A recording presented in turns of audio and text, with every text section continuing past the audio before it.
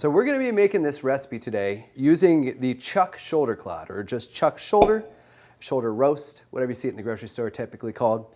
I like this cut because it's a underutilized cut of meat. I do my chili Colorado using this cut because it's fairly lean but nicely marbled. Things that you don't want a lot of fat that's going to render, kind of float on top when you're doing a certain stew or a braising dish like this. And then also we're using the liquid that we're cooking it in to use as the French dip au jus. Is that I'm going to cut fairly big chunks because we are going to shred this. And I do like having kind of like larger shreds, because if you cut this into small stew pieces, you wouldn't have very large shreds. It'd kind of get a little mushy. Otherwise, it may be more of a almost sloppy Joe texture or something like that, and that's not what I'm looking for here. They don't have to be perfectly square. We're just trying to get a good sear on them. So to get that sear, I'm going to set the Instant Pot here to saute, and it's up on the more setting. So I want it to get good and hot. I'll let that preheat.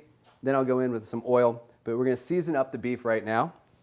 So I'm just going to get a nice season all over with just salt and pepper. So that's why we're using the shoulder clod. We're braising. You don't have to spend a lot of money or a lot of time doing it this way. We're doing it in the Instant Pot to save time. And the idea behind this recipe is kind of like a party recipe. So this guy should be pretty hot. So I'll get a little oil just to help facilitate this braising or this searing. And then I'll go in with these chunks. So now, just like I've talked about before, you don't want to overcrowd. So this I cut into like 6 pieces out of this one roast. So I'm going to do them 3 at a time. That way we get a nice sear on these 3 pieces. Then we move in with the next 3. So don't worry about searing all the sides of the beef. As long as you get 2 sides really well, maybe 3, you're just trying to develop that flavor. We got a good sear on a couple sides of this. So I'm just going to go ahead and get the next batch in. So I got a nice little brown going on with these guys too. So I'll pull this out. Then I'll go in with, I've got some onions, garlic, and a little bit of thyme. So I'll go onions and garlic first, and a little bit of thyme. And again, we're just going to kind of saute a little bit, move this around, let the onions soften a touch, get a slight browning on the garlic, but we're not trying to thoroughly cook everything here. We're just trying to wilt them a little bit, give them a little bit of color, and let those juices start to escape the onions to make one flavorful stock. So we'll go in with this beef stock.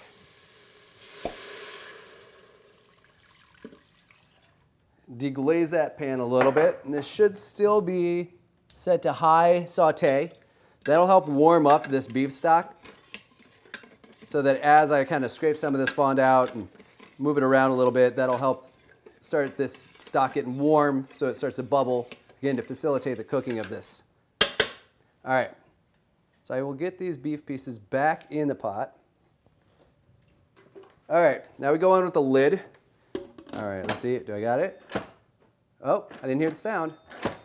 There it is. All right, so I got it on sealing. Now I'll cancel from the saute mode. Let's see here. Pressure cook, got it on high, and we'll go 35 minutes. All right, so now this will start up. Once we hit that full pressure, it'll cook for 35 minutes. We'll give it some time to depressurize on its own. Then we'll pull the meat out. And then as we do the rest of this recipe, we can reduce this and simmer, and then you'll have the au jus, which is kind of all that cooking liquid that we got here. All right, well, I've had a little time to straighten up my area, switch out my cutting board, because I'm going to go on to the buns for this recipe. This is a good time while this is cooking to kind of prepare your buns so that you're not scrambling last minute. So what I do here that makes it kind of the fun recipe is you just take the whole thing with a good serrated knife. Doesn't have to be the nicest knife in the world, just nice and sharp. And I'll go through and just cut this whole thing. Take the lid off. On the bottom of this sandwich, what I'm going to do is I'm going to put the slices of provolone cheese, just slightly overlapping. And the reason I like the provolone on the bottom is because this is like a shredded beef sandwich that gets a quick bake. So by putting the provolone on the bottom, it prevents the bottom bun from getting too soggy. Because you want the French dip soggy, but you want it soggy because you dipped it. You don't want it soggy off the bat. So the top bun, we've got a little melted butter and then some coarse salt. The reason I like doing the salt on top is not only does it give it a little attractive, like look to it, a little interest on the top of that bun. But it adds this nice little pop of a crunchy salt, which really gives the whole sandwich a little something extra. I'll get it good with the butter. The butter helps the browning and will help the salt to stick. And then we'll go on with the salt. So, any coarse salt will do. Just want it, you don't want it as fine as like a table salt, because that'll just kind of melt into the bun, and then you won't see it and you won't taste it as much. It'll just kind of be salty on top. It's nice having the little crunch from the coarse salt. So this has been pressure cooking for 35 minutes. I gave it some time to naturally release its pressure, and then I opened up the vent just to make sure anything else in there has released. Our little stopper here has gone down to show us that we can take the lid off. Always remember to open that lid kind of away from you. You don't get steam in the face. So now I've got the pieces of meat that I will pull out of here. And we'll shred those. But I also am going to reduce this liquid, because a French dip isn't a French dip without the dip. So we'll set this guy to saute. Again, we're on more, which means it's a high setting. We'll just let that start. It's already hot, so it should heat up and start to simmer pretty quickly. So now I'll go in. I'll just use a couple forks, and I'll just pull that apart. You want it kind of chunky, but nice, large shreds, because it's nice to have a little bit of texture to it. You don't want it completely torn apart. So just nice, chunky shreds of beef for this sandwich.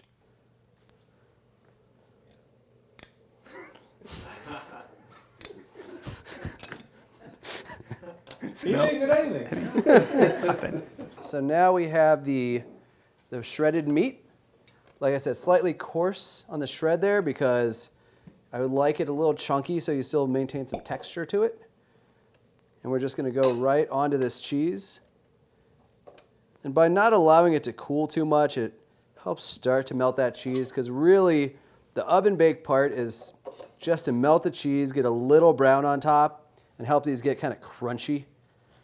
So we're not relying on that oven to do all the work here, because they could dry out a little bit. So we're just doing a short bake time to make sure that everything's melted and crunchy and gooey and delicious. All right. So now this will go in the oven. Now I've already got this thing preheated, so cut down on the time a little bit there. So now while those bake, we'll go back to our au jus. All right, so this has been reducing for a little while. So I'm just going to turn it off, and I've got my strainer and my container set up here. So what I'll do is I'll take, I got a kitchen towel. You can use anything, pot holders. Just grab this. It's going to be pretty hot. So I'll take this, and then I will strain it through this colander here. And then this is what we're going to use for our au jus. Now the other thing you can do is, if you have a little bit of fat that floats to the surface, if you just take a ladle and just lightly press down, that fat is all floating on top. Just gently press, it'll all go right into there. You don't have that little kind of fatty layer on top. These sliders are all ready, so I'm going to go pull these out, and then I'm going to contact a couple people. Got a little group of people here at the office that I like to call on a regular basis for my recipe testers. So send out a text, see if one of my recipe testers or a couple people can come down. Oh, okay. Of course. Hey guys. Hey guys. All right, well that was easy. Do I smell food? So first things first, they're still pretty hot. I want to get them off of here. We'll put them onto this. I'll get a spatula. That ain't gonna work. There we go. So get these on. Now this is a pull-apart slider. We've got some au jus for dipping. Nice. Oh, wow. So go ahead and dig in. You might need to kind of, get under them and kind of get on that seam and pull one of those out. Right but on. Get in real close here. There you go. And that's what makes it fun, right? The stringy cheese and the... Delightful. And just dip? Dip away. Are we judging if we double dip? This is your personal container, so you can double dip to your heart's content. Nice. Yeah, I think I'm going to have to go in too, because can't beat a good French dip. Real simple. Shoulder, beef shoulder clod. Yeah. You know, it's one of my favorites for something like this. Nice chuck gut. You know what I like rich about flavor. this is everything. It's that chuck, but it's the bread as well. I mean, everything just works. Yeah, I use Hawaiian rolls because I like the slight sweetness, and then you get the salty, savory, sweet. Got a good combination of everything. Oh, that's brilliant. How long did it take you? The longest part was the braising or the pressure cooking, which only took about 35 minutes, and then the rest of the prep was 10 minutes here, 10 minutes there. So it's a good one for a party. You've got time in between stages that you can kind of clean up or go do a quick task. So a lot easier than trying to cook something all day. And Instapot, easy cleanup. That's Right. really nice. If you like this recipe, remember to like, comment, and share on social media, and we'll see you next time here in the Test Kitchen.